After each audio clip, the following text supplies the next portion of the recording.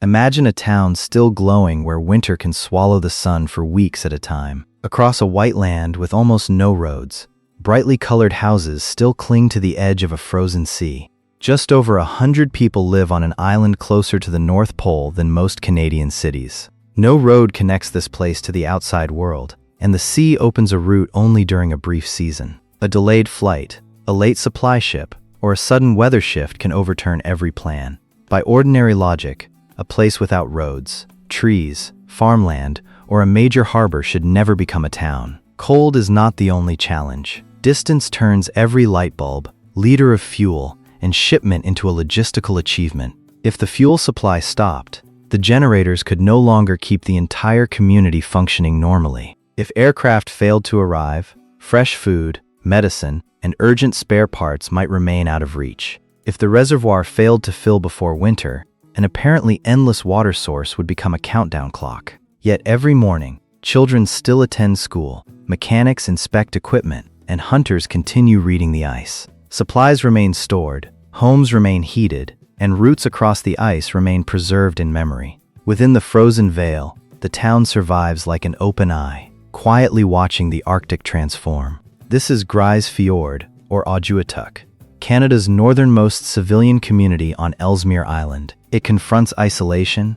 climatic instability, and distance in a struggle that has never truly ended. Grise Fiord lies on southern Ellesmere Island, among the islands, channels, and ice of the Canadian Arctic. Rocky mountains rise directly from the sea, leaving only a narrow strip of land for homes and infrastructure. The summer sun circles the horizon, while winter draws the community into long periods without daylight. Although covered in snow, the high Arctic is as dry as a desert because fresh precipitation is scarce. Yet the Arctic is not empty. Inuit people understood its seas, animals, and seasons long before permanent settlements. Before fixed communities, survival depended on seasonal movement and knowledge passed carefully between generations. In the 1950s, the Canadian government moved Inuit families into the high Arctic to establish permanent communities. Some families were relocated from Inuit, far from their homeland and the ecosystem they had always known. Families from Pond Inlet were also brought north, carrying experience with even harsher Arctic conditions. They encountered different hunting seasons, longer darkness, and far fewer resources than early promises had suggested. Promises of support and opportunities to return did not unfold as many families had been led to believe. The first winters turned finding food, staying warm, and navigating the landscape into daily struggles for survival. With no forests for timber, every plank, nail, and barrel of fuel had to be transported from elsewhere. Life continued through hunting skills, shared food, and the ability to learn an unfamiliar landscape quickly. Every crack in the ice, shift in wind, and animal trail gradually became part of a living map. As schools and services appeared, scattered living sites slowly gathered into a permanent community. Decades later, Canada officially acknowledged that the relocation caused suffering, loss, and broken promises. But those who were relocated did more than survive. They built families, memories, and a distinct identity here. The name Inuit is often understood as the place that never thaws, an image both beautiful and deeply ironic. Grise Fiord therefore cannot be told only as an outpost. Above all, it is an Inuit homeland. Adaptation begins with the house, which must hold heat inside without destabilizing the frozen ground below. Thick walls, double entryways, and sealed gaps turn each home into an enormous winter coat. Layered clothing does more than block cold. It controls sweat, because trapped moisture can become an enemy. Doors open briefly, equipment is warmed, and every journey accounts for weather that can change within minutes. Locally harvested food supplements imported supplies and maintains a direct connection with land and sea. Sharing harvested meat spreads food across the community instead of confining it within individual households. In winter, snowmobiles connect people to hunting grounds. In summer, small boats replace them on open water. Modern vehicles extend travel range, but the ability to read ice still determines which routes are truly safe. During the winter darkness, remembered terrain, wind direction, and sky color replace familiar visual landmarks. Under continuous summer daylight, blackout curtains and routines help the body understand when it is time to rest. The school creates a stable rhythm for children during seasons that can confuse the body's internal clock. The cooperative store becomes the place where food, mail, hunting tools, and community news all converge. The small health center handles everyday needs, while complex cases may require evacuation by aircraft. Because the workforce is small, one person may operate equipment, maintain services, and assist neighbors. Repair skills become precious when replacement parts may be thousands of kilometers and several flights away. Residents do not wait for the environment to become comfortable. They organize life around brief weather windows. A clear day may be used for hunting, roof repairs, cargo delivery, and several other tasks at once. When blizzards arrive, the community contracts into warm spaces where social ties become invisible infrastructure. The most important adaptation is not a machine, but the practiced cooperation between people who understand one another. From these individual responses, Grise Fiord gradually developed a system capable of operating throughout the year. Maintaining the town begins months before summer, with lists of supplies expected to last nearly an entire year. Fuel, construction materials, and heavy cargo travel by ship because aircraft are too small and expensive. Ships can approach only when ice and weather permit, turning the annual sealift into an appointment with nature. Without a major harbor, cargo is usually carried ashore by barges or small landing craft. For several intense days, the beach becomes the largest gateway for goods the community will have all year. Cargo must be sorted immediately, because one misplaced crate can disappear beneath snow for months. Perishable or urgently needed goods continue arriving by aircraft, dependent on visibility and a small gravel runway. Pilots must evaluate mountain winds, low cloud, and runway conditions before committing to a landing. On the ground, storage tanks hold fuel delivered by sea for electricity, heating, and transportation. Diesel generators convert imported fuel into electricity, which power lines distribute to every building. Heat is not an optional comfort. It protects people, pipes, stored water, and the ability to repair machinery. Fresh water is collected from seasonal glacial runoff, treated, and stored before deep winter returns. Instead of a large underground pipe network, tanker trucks deliver water to homes along gravel roads. Another truck removes wastewater, making the town's short roads part of an essential circulatory system. Gravel roads must be repaired after frost, runoff, and heavy vehicles distort their surfaces. The runway also requires gravel, drainage, and constant inspection because it is the fastest route out during emergencies. Weather forecasts combine with local observation to decide when aircraft, boats, or snowmobiles should depart. A community freezer preserves part of the local harvest, easing pressure on the store and protecting local food supplies. The store balances fresh goods flown in regularly with dry supplies ordered many months earlier. The school, offices, health center, and store all depend on the same fragile networks of fuel, power, and transport. Because the workforce is small, maintenance priorities reflect how quickly one failure could affect the entire town. Critical spare parts are stored in advance, because keeping one item may cost less than arranging an emergency flight.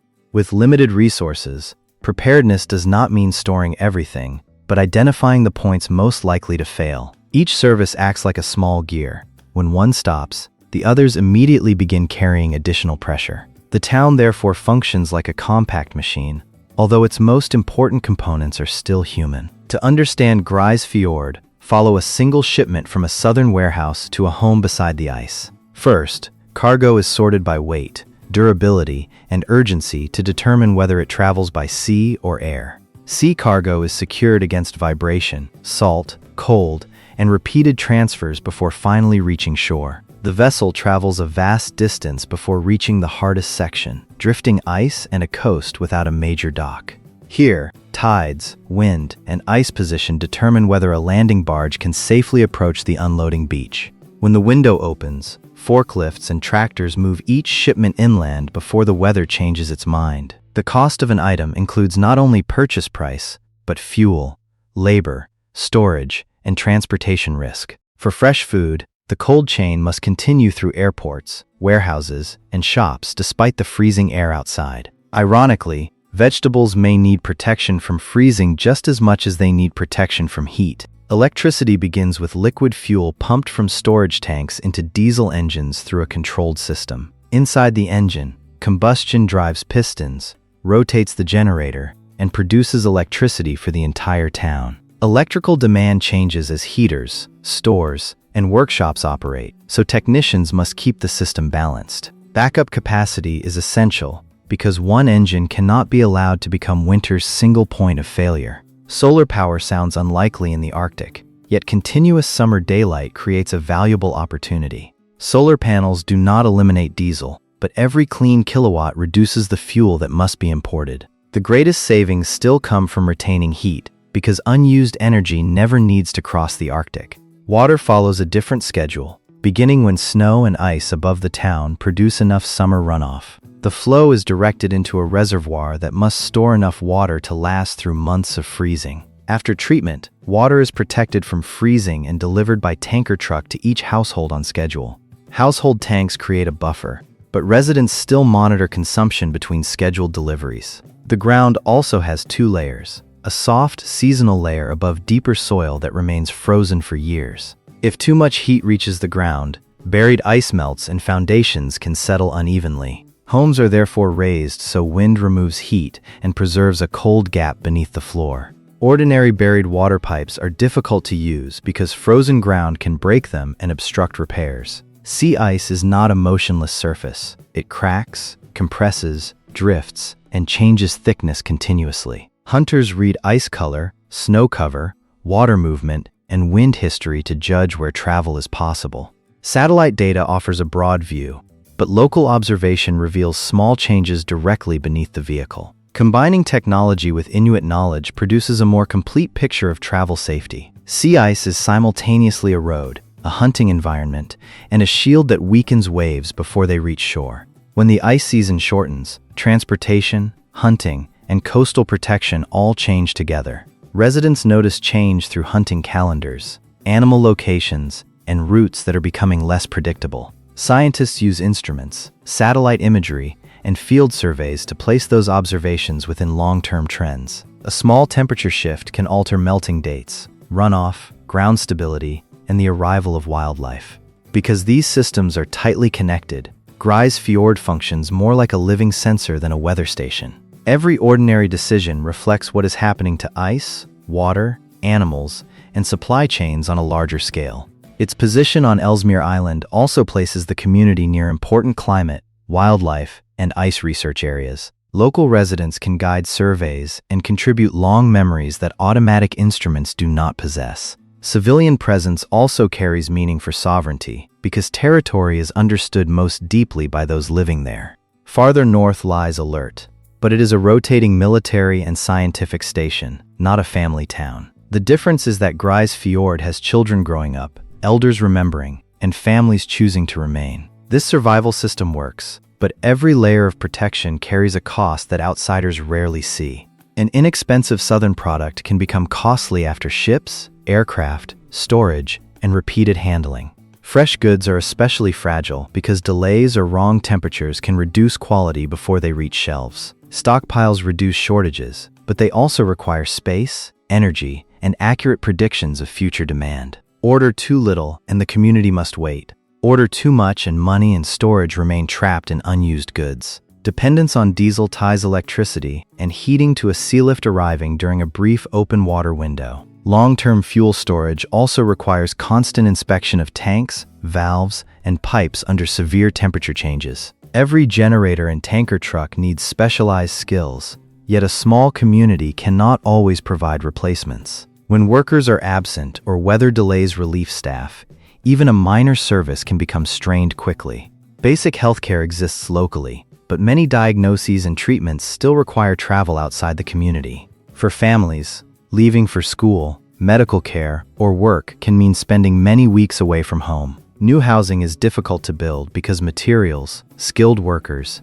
and machinery share the same expensive supply chain. Limited buildable land forces every new site to consider cliffs, coastlines, drainage, and ground stability. Older homes near the shore face wind, salt, moisture, and stronger waves as open water lasts longer. Reduced sea ice does more than expose water. It gives waves more distance to grow before reaching land. As permafrost warms, roads, foundations, and drainage channels can lose the shapes they were designed to hold. Warmer weather may reduce a few cold days, while making ground conditions and ice seasons less reliable. Even the water supply depends on snowfall, melt rate, and the path glacial runoff takes toward the reservoir. Too little melting leaves the reservoir short, while rapid melting can trigger flooding, erosion, and damaged channels. Changing hunting routes force residents to travel farther, wait longer, or abandon paths once considered safe. When hunting becomes less predictable, the effects reach beyond food into knowledge, skills, and culture.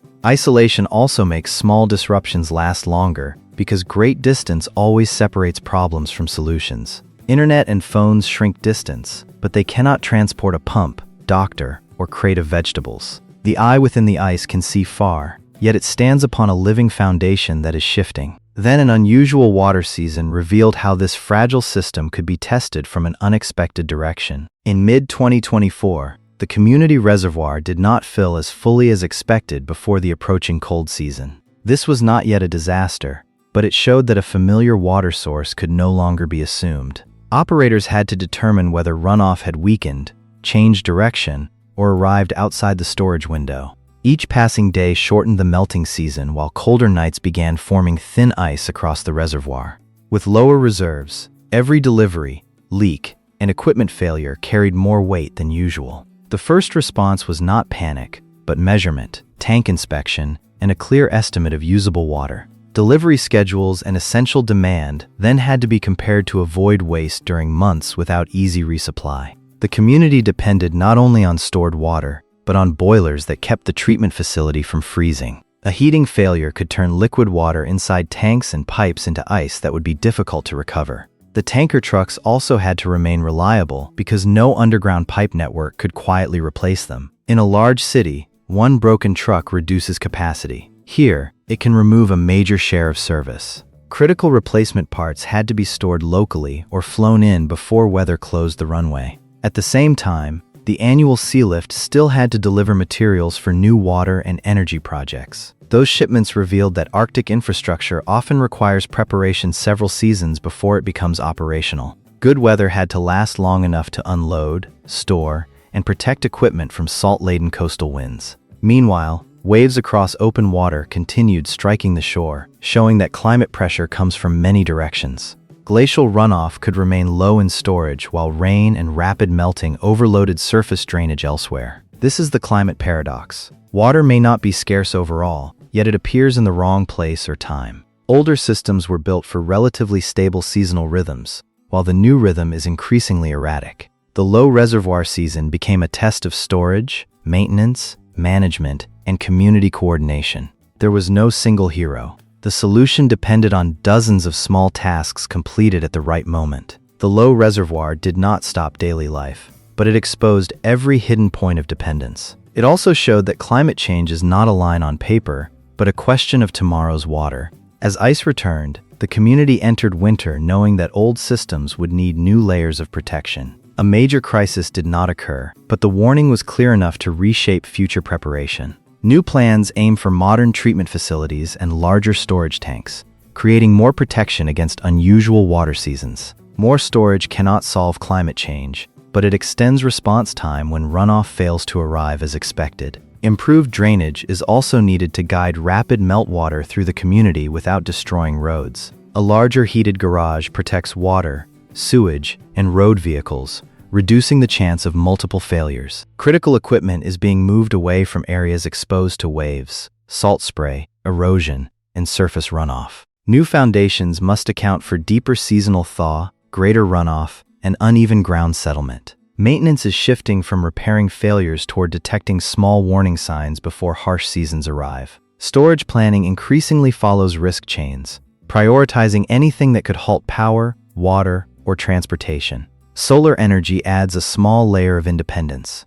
especially during long, bright summers with high operating demand. Its value is not only lower emissions, but less fuel to purchase, transport, and store. Yet new technology must be designed so local residents can operate and repair it under real Arctic conditions. Technology without spare parts, skills, or local control simply creates another form of dependence. Climate monitoring increasingly centers the community, where scientific observation meets the memories of hunters and elders. Dangerous ice routes are shared quickly, allowing one journey's experience to protect many later journeys. Remote communication supports medicine and repairs by allowing specialists to guide work before aircraft can arrive. Training local youth helps preserve skills instead of waiting for every expert to fly in from elsewhere. Stable housing for workers is also infrastructure because advanced equipment cannot function without skilled people. Emergency plans recognize that weather may block outside assistance for a significant period. The goal is not to remove every risk, but to prevent one failure from collapsing the entire system. The town's resilience is therefore measured by how many options remain after the first option fails. The first misunderstanding is that Grise Fiord is the northernmost inhabited place in the world. Alert lies farther north, but its population consists of rotating personnel serving a specialized facility. Grise Fiord is Canada's northernmost civilian community because it has families, a school, and local government. A second misunderstanding is that the town exists only because the government wanted a mark of sovereignty. The relocation involved power and sovereignty, but today's community cannot be reduced to its original purpose. Another misconception claims residents depend entirely on imports, as though the surrounding land provides nothing. In reality, local food, community sharing, and imported groceries coexist because none can stand alone. Another belief says warming will make life easier by reducing cold and extending open water seasons. Open water may help ships, but thinner ice, stronger waves, and unstable weather make other activities more dangerous. Warmer does not mean more stable. In the Arctic, predictability may matter more than a few degrees. Residents are not passive victims. They monitor, repair, and design their community's own responses. The mystery is not why they have not left, but why outsiders often underestimate their reasons for staying. For generations, the Arctic was treated as a distant margin. Today, it is moving toward the center of global attention. Declining ice, changing sea routes, and strategic competition give small communities greater weight than their size suggests. But sovereignty cannot endure through observation posts, patrols, or seasonal structures alone. Long-term presence requires clean water, housing, schools, healthcare, and decision-making power for local residents. The best way to protect the high Arctic may not be building bigger, but making small communities more self-reliant. Every liter of diesel replaced, every skill retained, and every added water tank creates another option. Self-reliance here does not mean separation from Canada, but reducing the points where delay can cause harm. Future science must also change, moving from research on communities toward research with communities and for their needs. Temperature data shows the trend, but local stories explain how that trend changes a hunting journey. Grise Fiord does not only receive climate impacts, its adaptations may become lessons for other places. Southern cities will also face unstable water, aging infrastructure, and supply chains vulnerable to disruption. The difference is that the far north sees these changes sooner, more intensely, and within a clearer system. The eye within the ice no longer only watches territory. It sees a future moving southward. Protecting the town also preserves a living sensor capable of warning the rest of the planet. When weak light returns to the horizon, the small rooftops emerge between rocky mountains and frozen sea. Inside, a generator turns, a water truck starts, and a family begins another ordinary day. The town does not defeat the Arctic. It survives by hearing small signals before they become crises. Across the white expanse, that eye remains open because the farthest places sometimes see Earth's future first.